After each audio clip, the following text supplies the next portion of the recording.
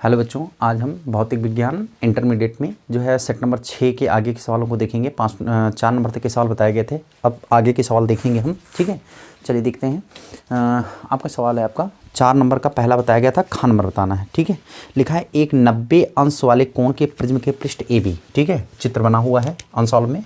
तो देखिए ये कैसे,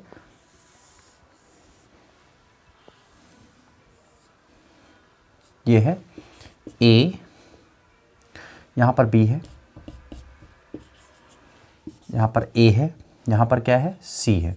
ठीक, यहाँ पर एक प्रकाश किरण ऐसे आपतित है तिरछी, ये परपेंडिकुलर ड्रा कर लिया है। यहाँ पर ऐसे चित्र बना हुआ है, ये 45 डिग्री पर है। किस पर है? 45 डिग्री पर। यहाँ से इस एंगल पर जाके गिरती है, इस पर पड़ती है ऐसे, और ये वाला कोण आपका हो गया, आपका ये कोण मैंने मान लिया R1 है, और ये वाला कोण कितना है R2 है। ये इसको टेंजेंट ऐसे स्पर्श करती हुई निकल जाती है। ठीक है, इस तरह। तो ये ABC हो गया, ये कोण आपको 90 दिया गया है। ठीक, क्वेश्चन चित्र बन गया है। अब सवाल को फिर से पढ़ेंगे। ठीक, चलिए स्टार्ट करते हैं। देखिए 4 का खा नंबर है। लिखा है एक 90 डिग्री कोण वाले प्रिज्म के पृष्ठ AB पर एक वर्णी प्रकाश की किरण चित्रानुसार आपतित है। ठीक है, अपवर्तन के पश्चात निर्गत किरण BC को स्पर्शवत निकल जाती है। प्रिज्म के पदार्थ का अपवर्तनांक आपको क्या करना है? फाइंड करना है। ठीक है, तो सबसे पहले हम पृष्ठ AB पर स्नेल का नियम लगाएंगे। सबसे पहले किस पर? पृष्ठ AB पर स्नेल का नियम। ठीक, तो देखिए 4 का खा नंबर है, 4 का खा नंबर। ठीक, तो सबसे पहले AB पर स्नेल का नियम, पृष्ठ AB पर स्नेल के नियम से। ठीक, पृष्ठ AB पर स्नेल का नियम लगाएंगे। तो देखो स्नेल का नियम क्या होता है आपका, अगर यहाँ पर मैं n मान लूँ, ठीक है, तो n1 का मतलब 1, तो 1 साइन 45 डिग्री है ना, बराबर n sign R1, n sign R1 है ना। यहाँ से देखो 1/√2 और ये हो जाएगा आपका n साइन और R1। अब देखो R1 आपको नहीं पता है, लेकिन एक चीज़ आपको इस प्रिज्म के डेरिवेशन में आपको पढ़ाया गया था, R1 + R2 = A होता है। ठीक है, एक टॉपिक पढ़ाया गया था। यहाँ से साइन R1 बराबर अगर निकालें, ये देखो साइन R1 बराबर अगर निकाल लूँ मैं, तो ये कितना हो जाएगा 1/√2 और इंटू कितना n, ये हो गया समीकरण नंबर कितना 1। अगर मैं, चूंकि आपने पढ़ रखा है R1 + R2 बराबर क्या पढ़ा था A, आप इस प्रिज्म के डेरिवेशन में पढ़ रखा है कि R1 + R2 कितना होता है A के बराबर, प्रिज्म कोण के बराबर। ठीक है, ये लाइन याद रखना है। ठीक, तो यहाँ से अगर देखूँ तो R1 और R2 का मान कितना है, क्रांतिक कोण पर है, स्पर्श करते हुए निकल जा रही है ना। देखो चूंकि स्पर्श करते हुए निकल रही है, इसलिए R2 बराबर कितना C। भाई ये प्रकाश किरण इसको स्पर्श करते कब जाएगी, जब ये वाला कोण जो है R2 जो है वो क्रांतिक कोण के क्या होगा, बराबर। यही आपने पढ़ा है। ठीक, तो इसका मतलब R2 बराबर किसके? C। समझ में आ रहा है सवाल? मतलब ये प्रकाश किरण तभी स्पर्श करते हुए जाएगी जब इस वाले पृष्ठ पर आपतित कोण क्रांतिक कोण के क्या होगा, बराबर। तो R2 का मान किसके बराबर है? C के। तो यहाँ पर लिख सकते हैं R1 + C बराबर कितना A।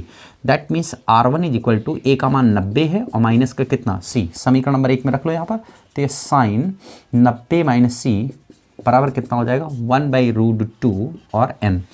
साइन 90C का मतलब कितना, cos C। 90 - theta cos theta होता है, तो ये हो जाएगा 1/√2 और कितना n। ये बन गया आपका इक्वेशन नंबर 2।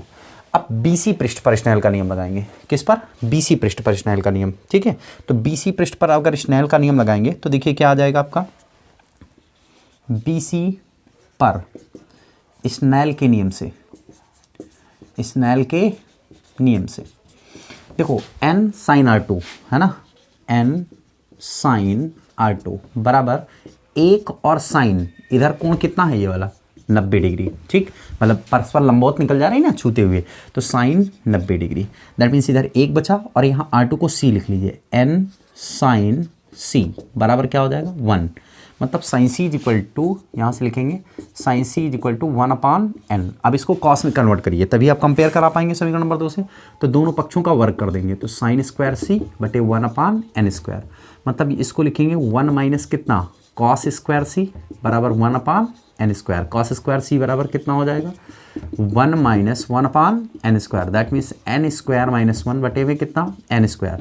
तो कॉस सी का मान कितना आ जाएगा, under root N square minus 1 बटे में एन। ये समीकरण नंबर हो गया 3। समीकरण नंबर 2 व 3 को हल करने पर 2 और 3 को हल कर लो, कॉस सी ए है ना, दोनों LHS बराबर है तो RHS अपने आप क्या हो जाएंगे, बराबर हो जाएंगे। ठीक है, तो हो जाएगा 1/√2 और साथ में n is equal to root N square minus 1 बटे एन। एन से n कैंसिल, दोनों पक्षों का वर्ग करेंगे तो 1/2 और n स्क्वायर माइनस 1। ठीक है, इसको पक्षांतर कर लेंगे तो n स्क्वायर बराबर 1 + 1/2, 2 1 कम 2 3/2, तो n स्क्वायर बराबर कितना आ जाएगा 3/2, तो n बराबर आ जाएगा √3/2। ठीक, ये कितना मान आ जाएगा √3/2। ठीक है, हल कर लेंगे तो ये 4 का क्या नंबर था, 6 घा। ठीक है, समझ आया कि नहीं है, तो ये स्क्रीनशॉट ले लीजिए सभी लोग, 4 का खा नंबर था। हो गया, चलिए आगे बढ़ते हैं।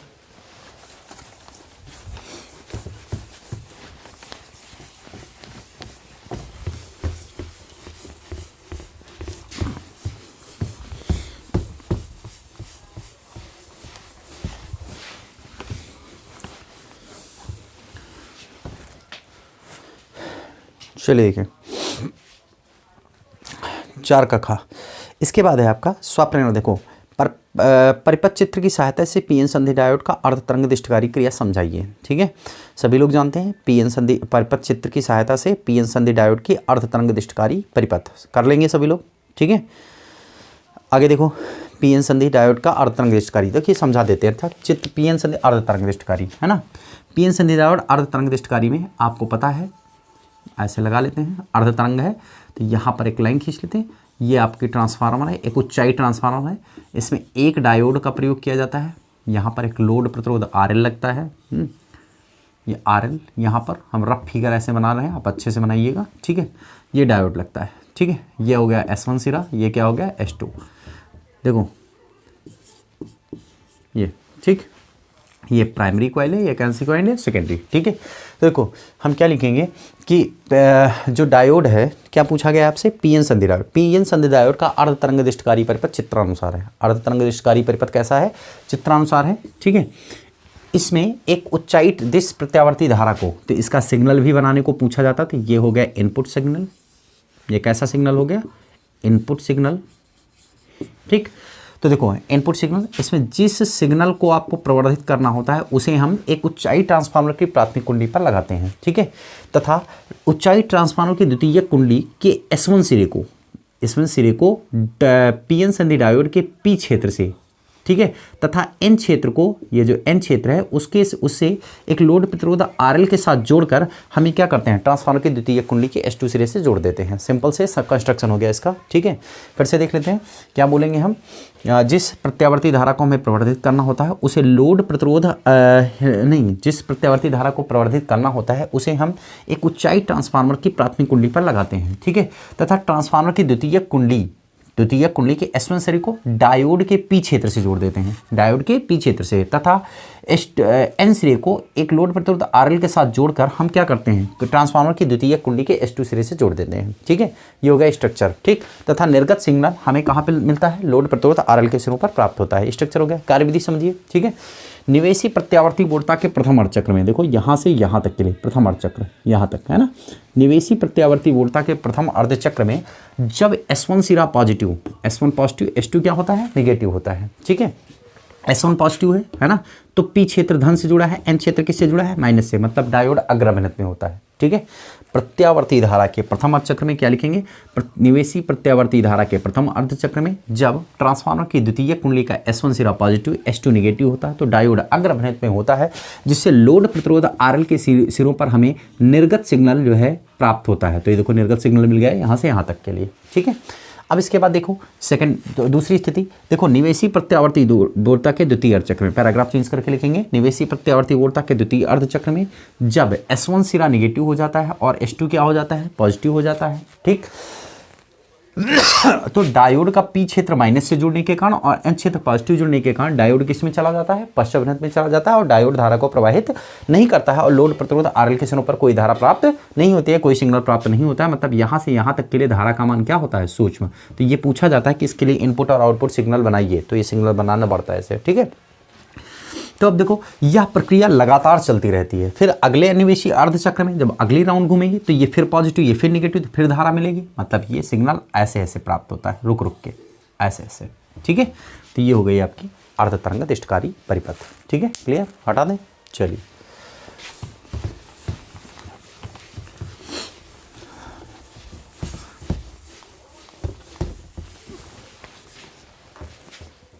आगे देखिए।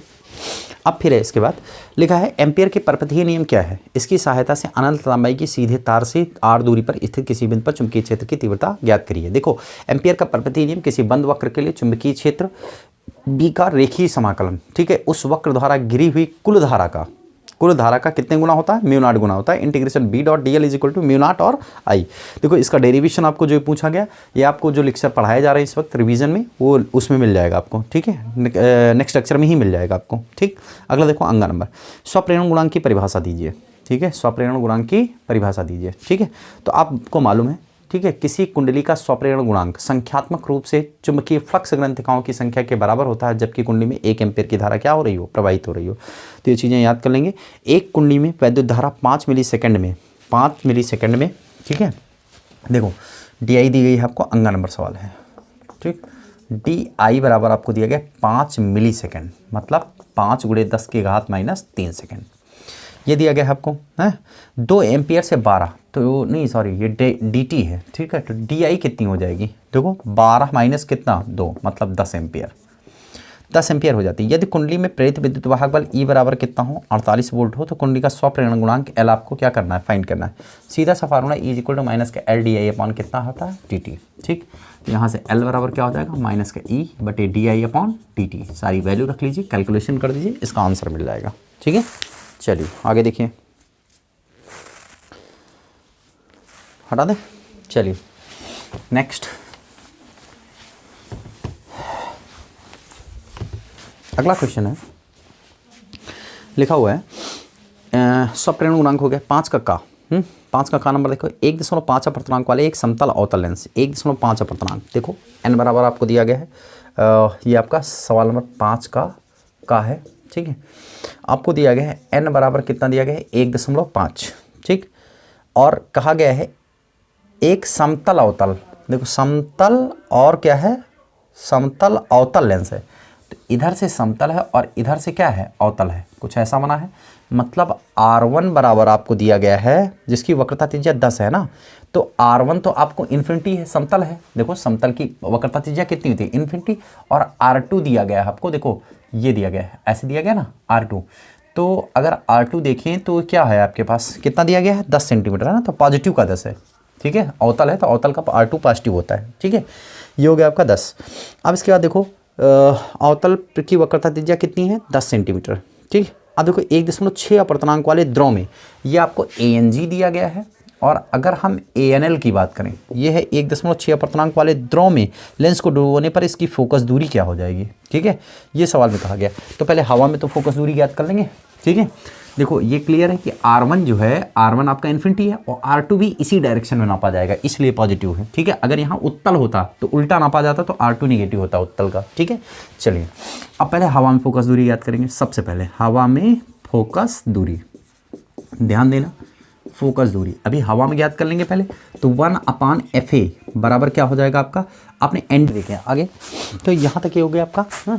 इस सवाल को अगर हम हल करेंगे तो देखो 1/FA, ठीक है, ये हो जाएगा आपका N2/N1। तो N2 क्या है आपके पास, ANG है, और बाहर क्या है, हवा है, तो ANG और अपान में कितना 1 -1, भाई फार्मूला क्या होता है 1/F = N2/N1 -1, ब्रैकेट में 1/R1 - 1/R2।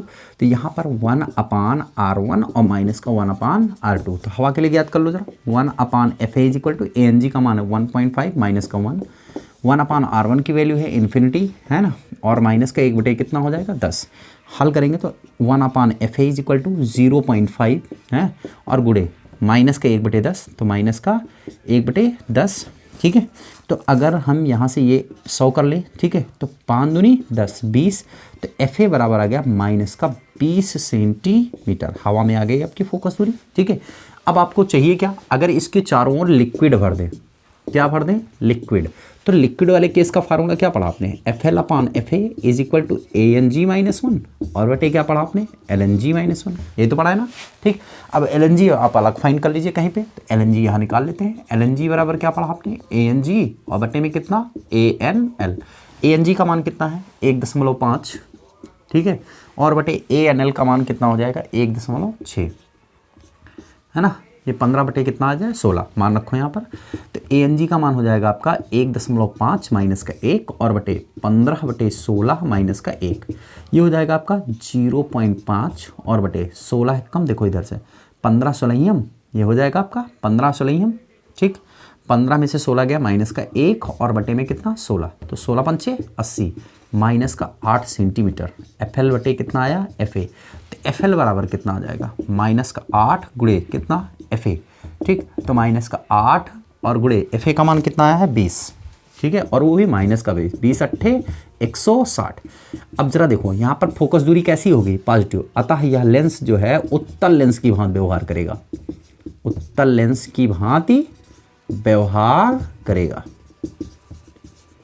समझ में आ गया, ठीक है। बहुत इंपॉर्टेंट सवाल होते हैं ये, ठीक है, और आसान भी होते हैं, कठिन नहीं होते, लगा लीजिए, ठीक है। ये हो गया आपका सवाल नंबर 5 का। चलिए आगे देखते हैं। हटा दें इसको।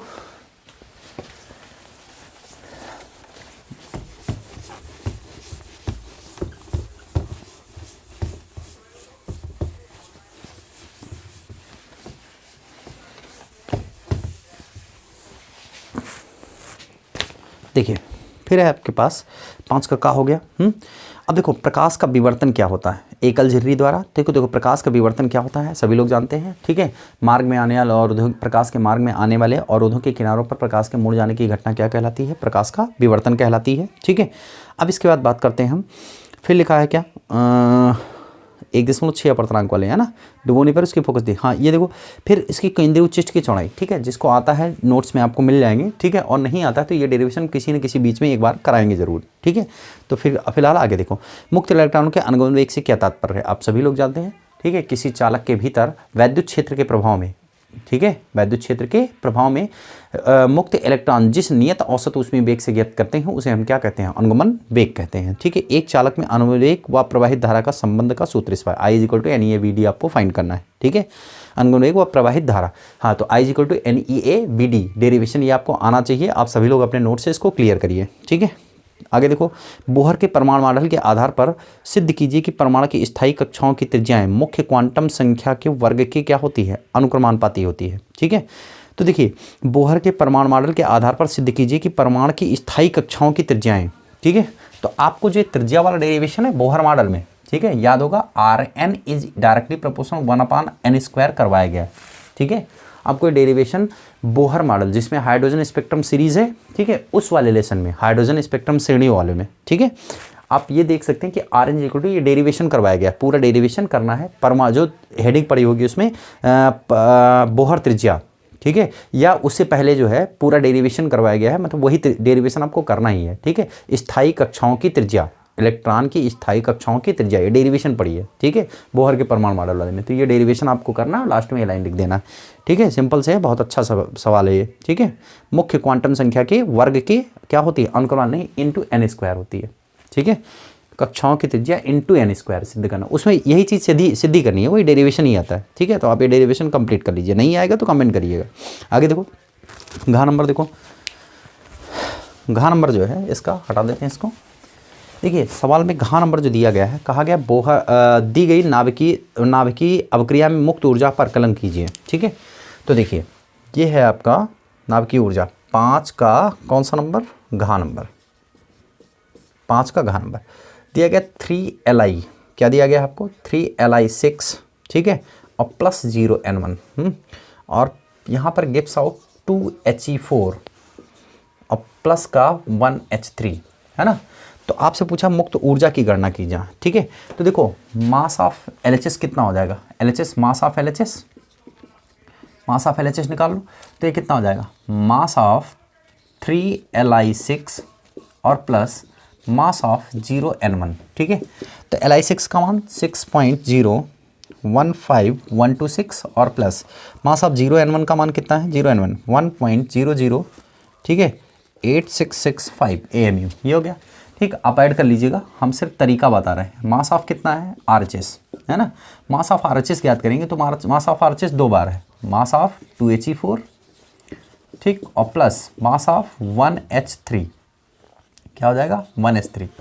तो अब यहाँ पर देखो मास ऑफ 2He4 कितना है, 2He4 का 4.0 और कितना 2604 और प्लस मास ऑफ 1He3 है 3.016049, ये हो गया आपका।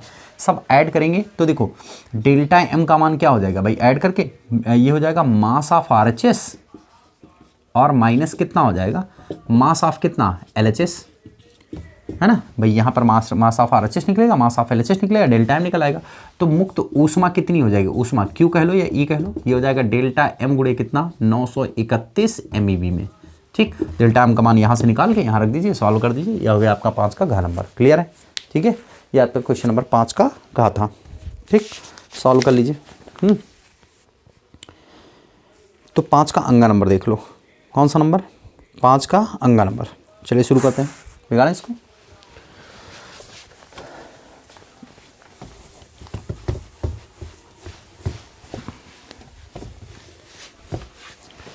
पाँच का अंगा नंबर, ठीक है। लिखा है किसी समतल वैद्युत चुंबकीय तरंग में वैद्युत क्षेत्र का समीकरण दिया गया है। EZ बराबर आपको दिया गया है, यह अंगा नंबर 5 का। EZ बराबर दिया गया है आपको 90 साइन, ठीक है, 90 साइन 0.5 गुणे 10 की घात 3x और प्लस 1.5 गुणे 10 की घात 11, ठीक है, T वोल्ट पर मीटर, ये दिया गया है तरंग समीकरण। इसकी तुलना करा लेंगे EZ इक्वल टू E0 और किससे, साइन ओमेगा टी प्लस किससे, KX से, ठीक है, KX से तुलना। अब जरा देखो यहाँ पर ध्यान देना, उल्टा लिखा हुआ इक्वेशन उल्टा लिखा है, तो इसकी जब तुलना कराएंगे तो E0 बराबर कितना आ जाएगा 90 और ओमेगा का मान देखो T का गुणांक ये है, इधर T का गुणांक ओमेगा, तो यहाँ पर ध्यान देना तुलना कराने में, इसीलिए उल्टा दिया गया कंफ्यूज करने के लिए। ओमेगा बराबर 1.5 इंटू 10 की पावर कितना 11 और यहाँ पर K का मान है 0.5 इंटू 10 की पावर 3, ये हो गया आपका, ठीक। अब पहले नंबर क्या है, तरंग की आवृत्ति, तरंग की क्या पूछी गई, आवृत्ति, फर्स्ट नंबर।